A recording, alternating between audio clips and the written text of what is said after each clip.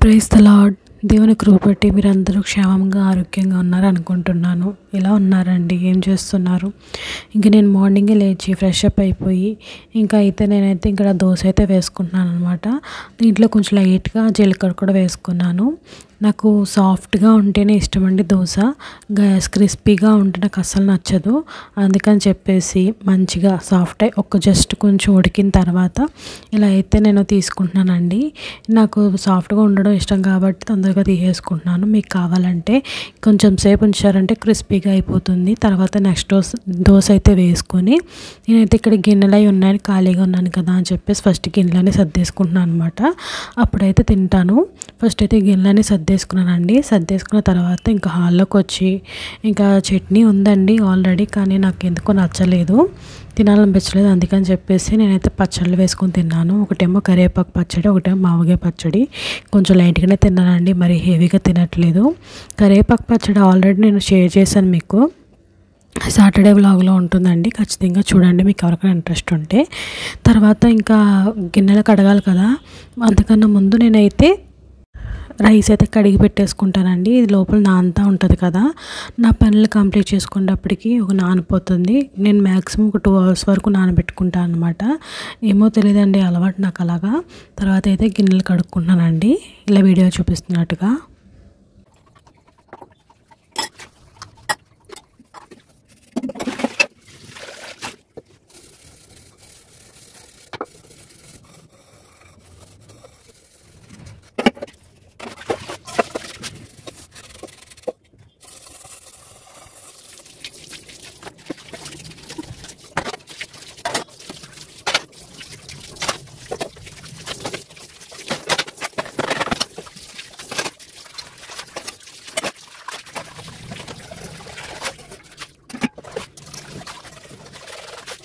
గిన్నెలు కడగడం కంప్లీట్ చేసేసుకున్న తర్వాత ఇంకా హాల్లోకి వచ్చి ఇంకా కూర్చోకుండా హాల్ అంతా తుడిచేసుకుంటున్నాను అనమాట. హాల్ అనే కాదండి, ఇంకా గదులన్నీ కూడా తుడిచేసాను.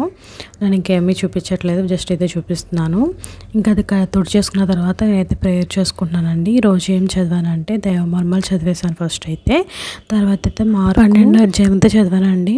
దీంట్లో ఏంటంటే ఇప్పుడు దేవుడు బోధ చేస్తూ వచ్చినప్పుడు ఒక అతను ఇలా అడుగుతాడు అనమాట.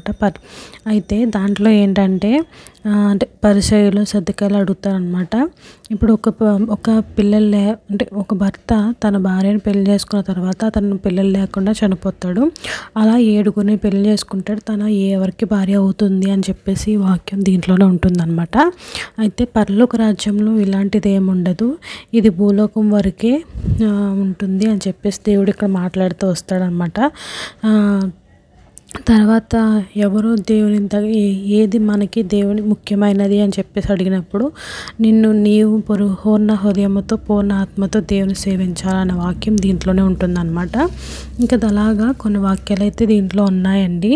తర్వాత భేద విధవరాలు ఒక ఆమె 2 నాణేలు మాత్రమే దేవుని సన్నిధిలో వేస్తుంది కదా, ఆ వాక్యం కూడా దీంట్లో ఉంటుందన్నమాట.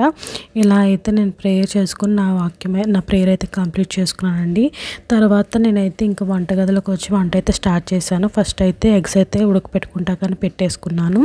రైస్ కూడా నానబెట్టేశాను కదండి ఆల్రెడీ, అది కూడా వెలిగించేసి పెట్టేశాను. తర్వాత నేనైతే ఇలాగా కాయగూరలన్నీ కట్ చేసి పెట్టుకున్నాను అనమాట. అంటే కర్రీ కోసం ప్రిపేర్ చేసుకుంటున్నాను. దాంతోపాటుగా అన్నీ కడిగి పెట్టేశాను అనమాట. తర్వాత నేను ఈవేళ ఏం కర్రీ చేస్తానో మీకు చెప్పలేదు కదా.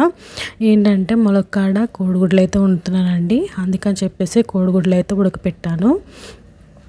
దాంతోపాటు కొంచెం బంగాళదుంప వేస్తే బాగుంటుంది కదా, ఉన్నాయి కదా అని చెప్పేసి ఒక బంగాళదుంప అయితే వేసాను. ఎక్కువ వేయలేదండి, కొంచెం ఒకటి వేసాను. ఫస్ట్ అయితే కోడిగుడ్లు అయితే ఉడికిపోయినాయండి, రైస్ ఇంకా ఉడకాలి కాబట్టి ముందైతే ఎగ్స్ మంచిగా ఆయిల్లో వేయించుకుందాం అని చెప్పేసి ఇలా వేయించుకుంటున్నాను అనమాట. నేను ఎలా చేస్తానో చూడండి. ఈ కర్రీని అంటే నేను చేసే కర్రీ కొంచెం డిఫరెంట్గా ఉంటుందంటారు మా ఇంట్లో వాళ్ళు.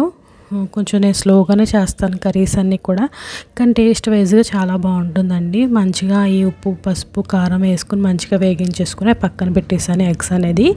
అదే ఆయిల్లో ఇంకొంచెం వేసుకుంటే వేసుకుని లేకపోతే అవసరం లేదు, నేనైతే సరిపోతుంది నాకు అనిపించింది. అందులోనే కొంచెం పచ్చిమిర్చి కరివేపాకు వేసి మంచిగా వేగిన తర్వాత ఉల్లిపాయలు కూడా వేసి మంచిగా బ్రౌన్ కలర్ వచ్చేంతవరకు మంచిగా వేగించుకున్నాను అనమాట.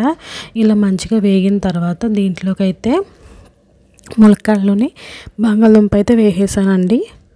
వేసేసుకున్న తర్వాత ఈ మంచిగా నూనెలో వేగేంత వరకు మంచిగా వేపించుకున్నాను. వీడియోలు చూసారు కదా ఎంత బాగా వేగినాయో. ఇంకొకటి ఏంటంటే ములక్కాడలు చాలా బాగున్నాయండి, లేతగా ఉన్నాయి, చాలా టేస్టీగా ఉన్నాయి. ఈ కొన్నవి కాదు, అంటే ఇంట్లో పండించుకున్నవి తీసుకొచ్చారనమాట. ఇక్కడ అవి తీసుకున్నాను అనమాట. చాలా టేస్టీగా ఉంటాయండి, అందుకే ఖచ్చితంగా తీసుకుంటాను, ఎప్పుడు వచ్చినా కానీ తీసుకుంటాను. అవి కూడా మంచిగా వేగిపోయిన తర్వాత దీంట్లోకి పసుపు ఉప్పు ధనియా పౌడర్ దాంట్లోనే వేసేసి జస్ట్ కారం కూడా వేసేసి మంచిగా ఒక 2 నిమిషాలు వేగనిచ్చాను అనమాట.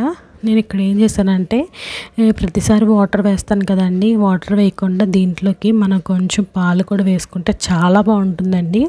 చాలామంది తెలిసే ఉంటుంది, కానీ ఈసారి మీకు ఎవరికైనా తెలియకపోతే ట్రై చేయండి, టేస్ట్ అయితే అదిరిపోతుంది అనమాట. ఒకసారి మీరు కూడా ట్రై చేయండి.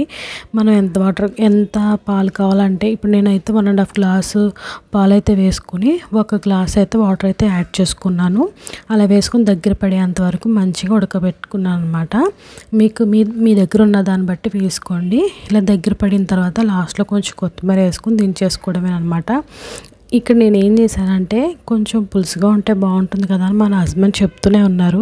నేను ఏం చేశానంటే ఎప్పుడు అలాగే తింటున్నాం కదా అని చెప్పేసి ఈసారి కొంచెం దగ్గరగా చేశాను. కానీ కొంచెం పులుసుగా ఉంటేనే బాగుంటుంది అనిపించిందండి. కాకపోతే ఇలా కూడా చాలా టేస్టీగా ఉంది. కర్రీ అయితే అదర్స్ అండి, చాలా బాగుంది. పాలిష్ చేశాను, దాంతోపాటు ములక్కాయలు కూడా లేతగా ఉన్నాయి కదా, టేస్ట్ అయితే చాలా బాగా వచ్చింది. ఎగ్స్ కూడా మంచిగా వేగినాయి అండి, చాలా బాగుంది. మేమిద్దరం చాలా ఇష్టంగా తినేసాము. మా హస్బెండ్ కూడా అన్నారు చాలా టేస్టీగా ఉంది, చాలా చాలా బాగుంది అని చెప్పేసి కూడా 2-3 సార్లు పొగిడారులేండి. అది పక్కన పెట్టేస్తే మీరు కూడా ఒకసారి ట్రై చేయండి, నేను చెప్పిన ప్రాసెస్లో ట్రై చేయండి. అంతేనండి, వీడియో ఎలా ఉందో కూడా కామెంట్ చేసి లైక్ చేసి సబ్స్క్రైబ్ చేసుకోవడం మాత్రం మర్చిపోకండి. Thanks for watching, bye.